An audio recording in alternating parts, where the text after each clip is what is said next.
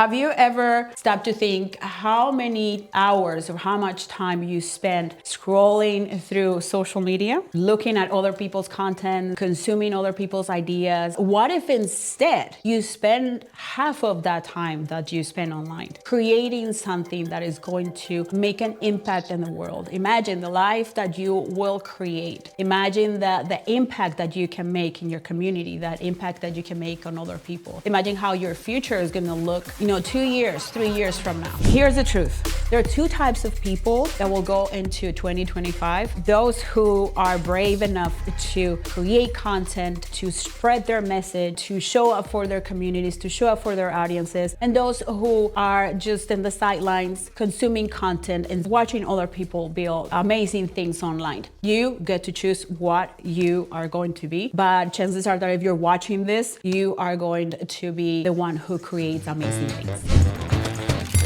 Before we get into the actionable tips that I'm going to share with you so you can start creating, you can switch from consumer to creator. Let's look at some data, because when I was doing my research, I was just so concerned with my own consumption, because it's not like I'm pointing the finger and I'm here and I don't scroll through social media, or I don't spend time on TikTok before I go to bed. I'm not perfect, but this is going to blow your mind. So in 2024, this was posted by Statista. People spend 2 hours and 23 minutes a day on average on social media. And this may come to you okay, yeah, it seems like a lot of time to me, but let's just wait. Look at this. On average, Americans consume about 6 hours of content per day, with Gen Zs consuming closer to 7 hours of media per day. And this is a source, it's the New York Post. The article is titled, How Americans Lose 36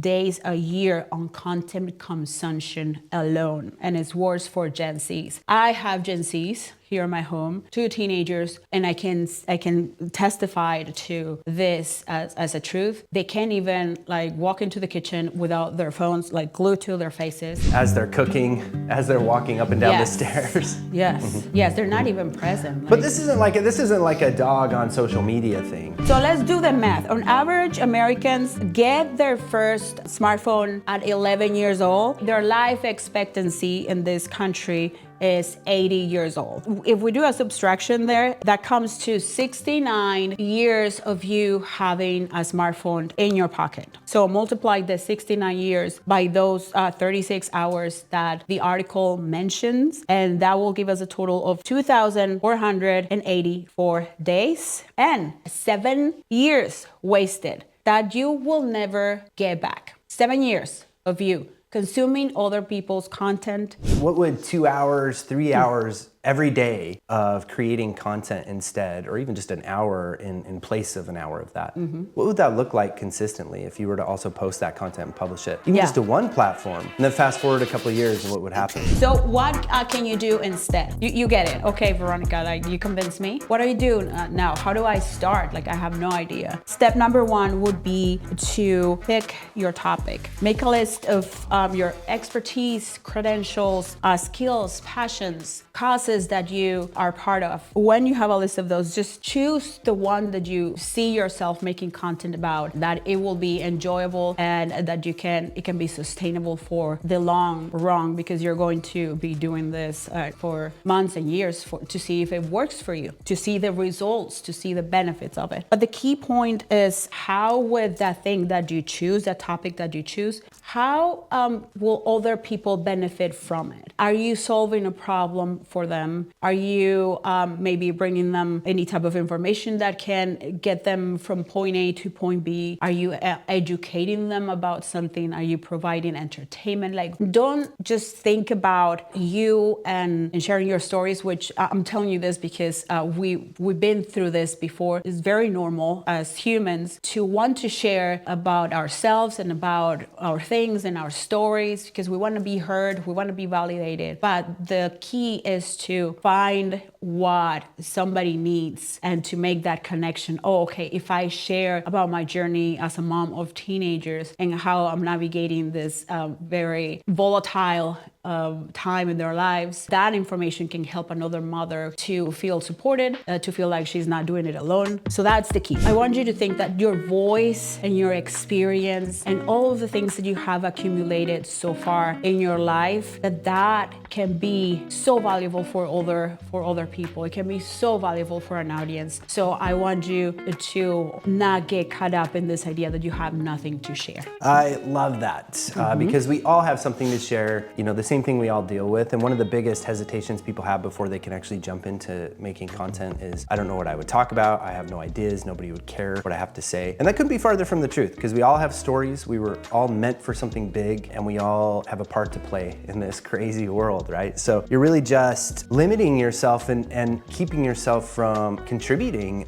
to society and making a legacy for yourself and your kids. I'm interrupting this video because I want to personally invite you to join the Plan Ed Right Challenge. This is a 3-day challenge that my team and I put together to help you create a video podcast that appeals to the masses, grows your influence, and brings in leads for your business, all while making a real impact. By the end of the challenge, you have a show concept your audience will love and a clear strategy to grow your podcast exponentially on YouTube. Let's get your show planned, produced, and ready to grow.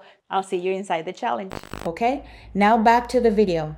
So step number 2, use the tools that you have at your disposal to start creating. I have seen a lot of creators just getting into this mindset that they need to spend a lot of money in equipment. And yeah, quality matters when it comes to content, but what matters the most is action and start testing different types of content on platforms more than the quality. The quality of the content will come because you will be learning the skills, you will be different ways that you can record your content, you will gain confidence. The important thing is to start with what you have around. You can start creating content with your smartphone. You can, record videos for YouTube. You can record vertical videos, YouTube Shorts, for Instagram, for TikTok, for LinkedIn. The important thing is for you to unleash your creativity, to let go of any notion of that it has to be perfect, that it has to be in a certain way, that the content that you make as a beginner has to look the same way as the content that Marta Patricia is making, and she's been making her content for 10 years. So absolutely not. I want you to start where you are, start with the tools that you have at your disposal, and just get it going, because this is the year of taking action. We are going to take action this year. We're going to make a dent, and it doesn't have to be perfect. The whole idea is to get out of perfectionism and just do it. Just start posting before you're ready and go through the discomfort of it. Yes. Even if you don't have a strategy or a topic or a monetization strategy, or even if you're not a business owner or an entrepreneur, these things in content creation, they're not reserved for people with special talents or abilities or skills. And you don't have to have an existing audience or reputation. All of that stuff is just lies that you're telling yourself, getting in the way of spreading a message and creating new opportunities for yourself. Yeah, exactly.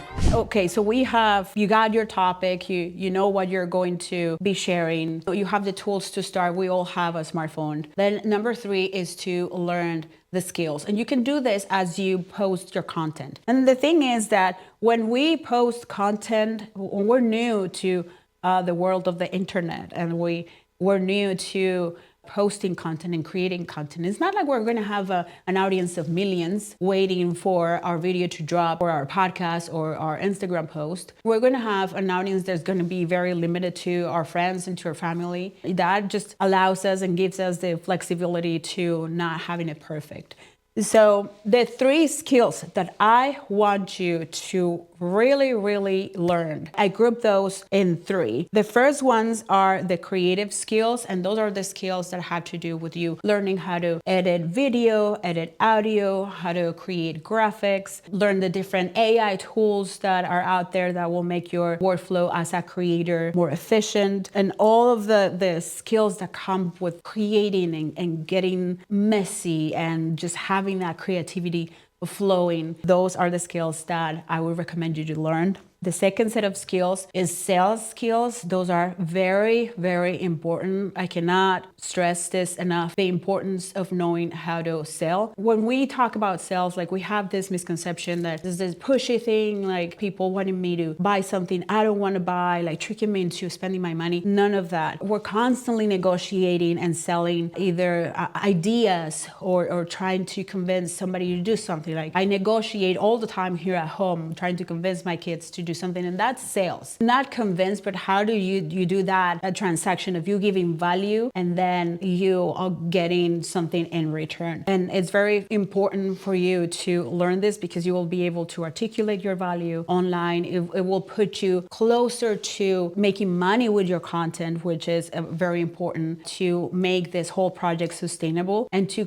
build the life that you want to build, to build that extra income so you can pay for your kids, Disneyland trip, or so you can like finally, after a few months or a few years of doing this, you can say goodbye to that job that you don't like. So that's why sales skills are very important, and I encourage you to do this. Sales skills too, they come into play even if you're not selling anything, and one of the big ways that they come into play is with actually how your content is going to perform with things like hooks and starting your videos off with a good hook and creating captivating story loops or opening up curiosity for people. And then also just kind of understanding psychology. So if you enjoyed psychology class in high school, or if you're interested in the human brain or anything like that, that's really what sales is all about. Yes, it's persuasion. Yes, ultimately it's getting people to open up their wallet for what it is that you're selling, as Veronica mentioned, also so that you can make money online, because these pursuits that we're getting into, sharing a message and building our influence, absolutely have a lot of monetary gain, which is, what is also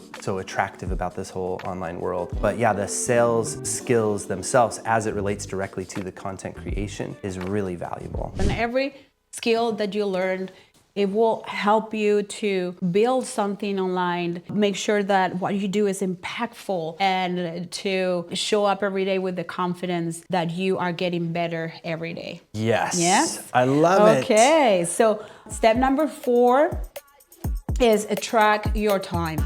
So we did that exercise at the beginning of this video, or at the beginning of this lesson, and that was to count how many hours we spend scrolling through other people's lives and consuming other people's ideas. And then we got to that number that is 7 years, if we live until we're 80, that we waste completely, giving our attention and our precious time. There is a difference between productive consumption and mindless scrolling. And like some of the greatest changes that we have had in our lives, Veronica and I personally, and some of the greatest initiatives that we've decided to make for ourselves came from watching other people's content. So in this world, it would be a tragedy. You'd be doing yourself a disservice not to scroll through some social media, not to get involved in the world of virtual ideas that we're all part of. But there is a difference. And when Veronica mentions tracking your time, it's about tracking, am I mindlessly scrolling or am I learning? Is there a purpose behind what I'm searching for online? So I want you to do the same. I want you to keep track of your time. And this is